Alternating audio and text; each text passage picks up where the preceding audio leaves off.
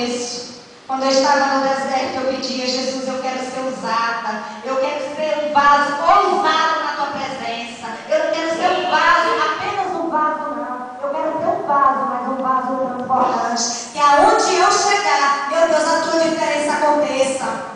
Meu irmão, paga o preço. Paga o preço. Que você vai ver Deus fazer na tua vida. Porque o Deus que fez na minha vida, Ele vai fazer na tua. O Deus que está na minha vida, Ele vai fazer na tua. E eu quero te falar nessa tarde: abra o teu coração e se dispõe. Busca, porque você vai encontrar.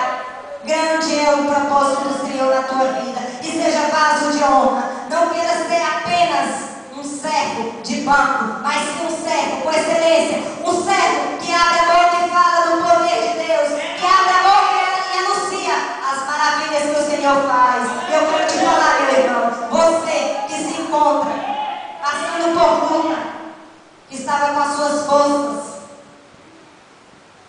no chão, o Senhor te pede para te vir aqui na frente.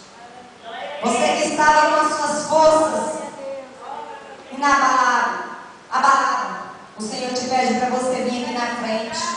Você que está passando por dificuldade no teu casamento, no teu trabalho, eu não sei a tua luta, mas o Senhor sabe. Ele pede para te vir aqui na frente. Aleluias. Glorificado e exaltado o nome do Senhor. Meu Deus, e que nessa tarde o diferencial, vocês possam sentir o diferencial do Senhor. Aleluias. Glória a Deus. Aleluia, Jesus. Eu queria pedir para que derrama para mim.